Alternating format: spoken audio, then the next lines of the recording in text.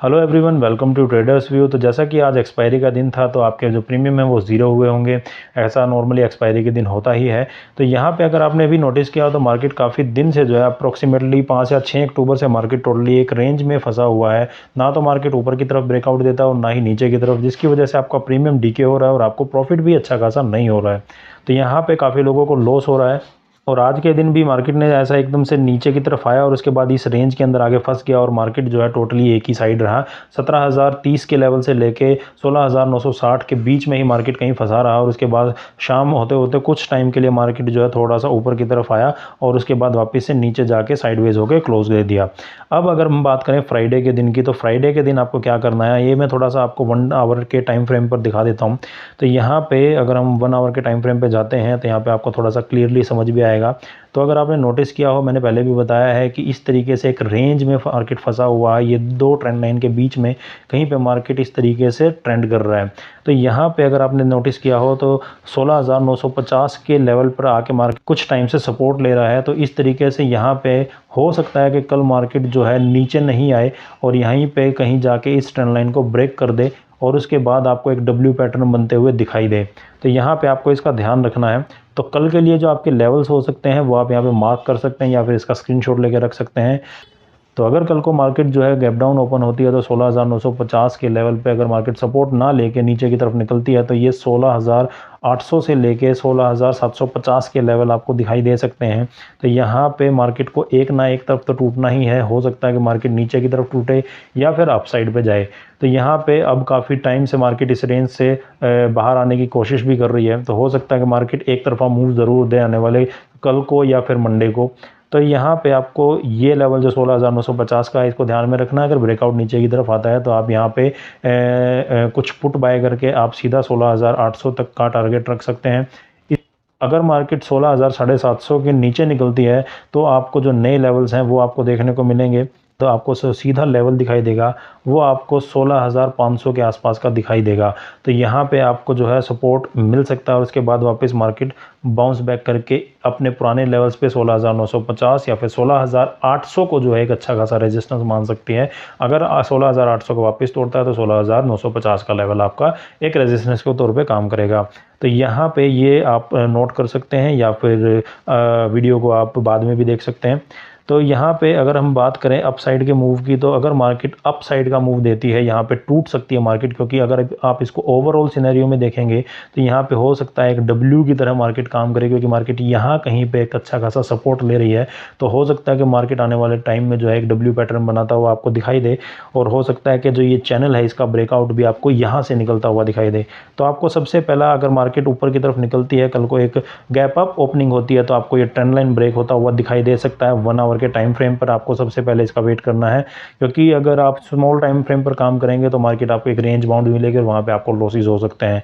तो यहाँ पे आपको ये चीज़ ध्यान में रखनी है कि अगर मार्केट इस ट्रेंड लाइन का ब्रेकआउट करके ऊपर की तरफ निकलती है और 50 EMA के ऊपर निकलती है तो आपको एक अच्छा खासा मूव देखने को मिलेगा। और जो आपके पहले टारगेट रहेंगे वो आपका रहेगा 17,030 के लेवल को। अगर मार्केट को ऊपर की तरफ तोड़ती है तो यहाँ पे आपको 17,100 और उसके बाद 17,120 के लेवल तक आप ट्रेल कर सकते हैं। और अगर मार्केट उसको भी तोड़ के ऊपर निकलती है तो आपको 17,160 के लेवल से ऊपर अगर मार्केट निकलती है तो यहाँ पे आपको 17,200 के लेवल जो है आपको इजीली दिखाई दे जाएंगे। और 17,200 के बाद यहाँ पे आपको जो है एक रेजिस्टेंस जोन मिलेगा, तो वहाँ पे आपको थोड़ा सा ध्यान रखना है। और ये 17,200 के ऊपर ये वाला जो रेजिस्टेंस जोन है इसके अंदर मार्केट कहीं पे जाके थोड़ा सा कंसोलिडेशन में जा सकती है या फिर यहाँ से एक रेजिस्टेंस के तौर पे मार्केट नीचे की तरफ मूव दे सकती है और वापस अपने पुराने सपोर्ट 17,160 का लेवल या फिर 17,120 के लेवल पे जाके नया सपोर्ट क्रिएट कर सकती है। तो इस चीज़ का आपको ध्यान रखना है।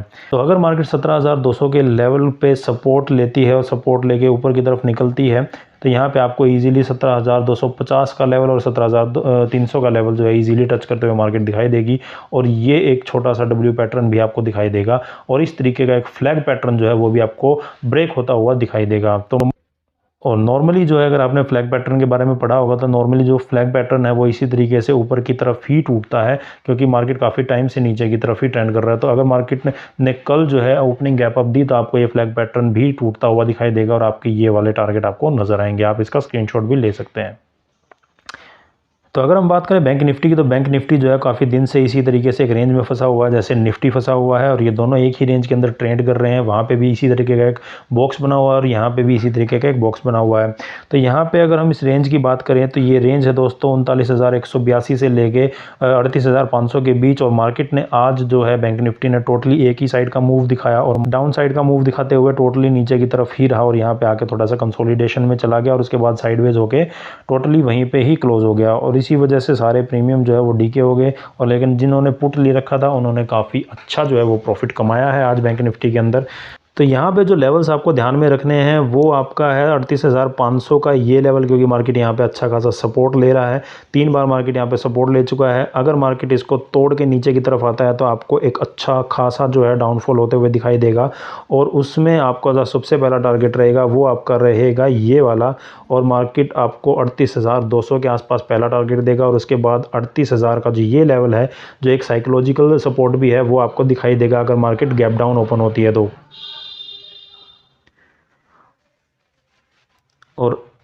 और अगर मार्केट कहीं इस लेवल पे अगर ओपन होती है 39,182 के ऊपर अगर मार्केट कहीं पे निकलता है या, तो यहाँ पे आपको जो सबसे पहला टारगेट दिखेगा वो आपको दिखेगा 39,400 का। और उसके बाद जो दूसरा टारगेट दिखेगा वो आपको दिखेगा 39,650 या 700 का लेवल्स आपको टच होते हुए दिखाई देगा अगर मार्केट गैप अप ओपन होती है तो।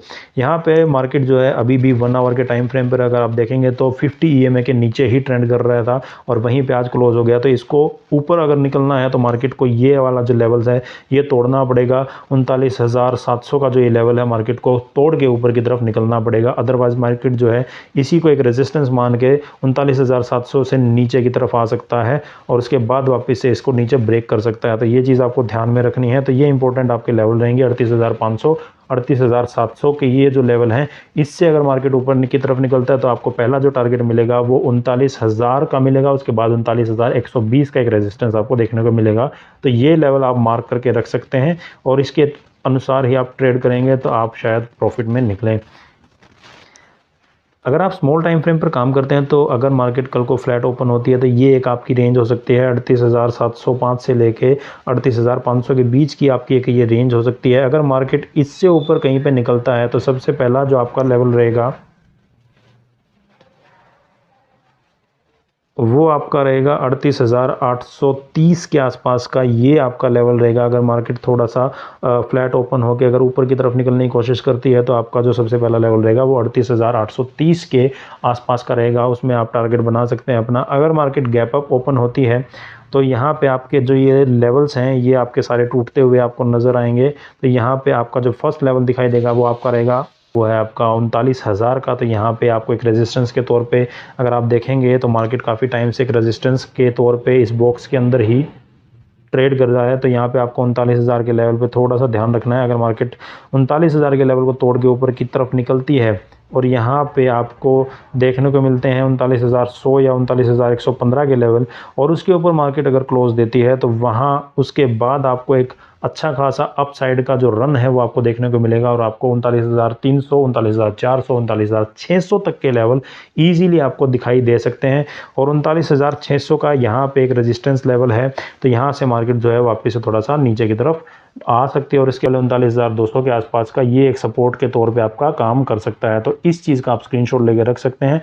और अगर कल को मार्केट जो है गैप डाउन ओपन होती है तो यहाँ से जो ये सपोर्ट मार्केट काफ़ी दिन से ले रही है इस बॉक्स के अंदर वो सपोर्ट आपको टूटता हुआ नज़र आएगा। और उसके बाद जो नेक्स्ट सपोर्ट आपको दिखाई देगा मैं आपको बता देता हूँ। यहाँ पे स्मॉल टाइम फ्रेम के अंदर जो नेक्स्ट सपोर्ट आपको दिखाई देगा वो यहाँ कहीं पे आपको नज़र आएगा और ये सपोर्ट रहेगा आपका 38,200 के आसपास। और उसके बाद जो नेक्स्ट सपोर्ट दिखाई देगा वो रहेगा आपका 38,000 का एक साइकोलॉजिकल सपोर्ट।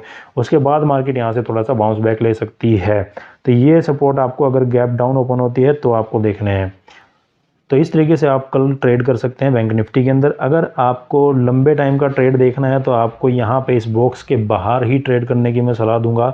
या फिर आप क्या कर सकते हैं, अगर मार्केट यहाँ कहीं पे 39,200 या 100 के आसपास आके कहीं पे एक अच्छा खासा रेड कैंडल जो है ऊपर की तरफ सेटल करता है तो आप वापस से जो है इस बॉक्स के मिड का टारगेट ले सकते हैं ऊपर से पुट का। अगर मार्केट यहाँ पे नीचे से ऊपर की तरफ निकलती है, मान लीजिए अगर मार्केट यहाँ से सपोर्ट लेके ऊपर की तरफ निकलती है तो सबसे पहला जो है आपका टारगेट जो है वो रख सकते हैं आप ये इसी बॉक्स के बीच का जो टारगेट है, यानी कि 38,700 से लेकर 38,800 के बीच का, इसके बीच में अगर आपको ट्रेड करना है तो इस तरीके से आप ट्रेड कर सकते हैं। अगर मार्केट यहाँ आती है तो यहाँ से आप पुट बाय कर सकते हैं, या फिर अगर यहाँ पे सपोर्ट लेके ऊपर जाती है तो यहाँ पे आप एक कॉल बाय कर सकते हैं, और इस टारगेट जो रहेगा वो आपका इन बॉक्स के बीच का रहेगा। तो इस तरीके से आप ये ट्रेड जो है अगर रेंज में करनी है तो आप इस तरीके से कर सकते हैं।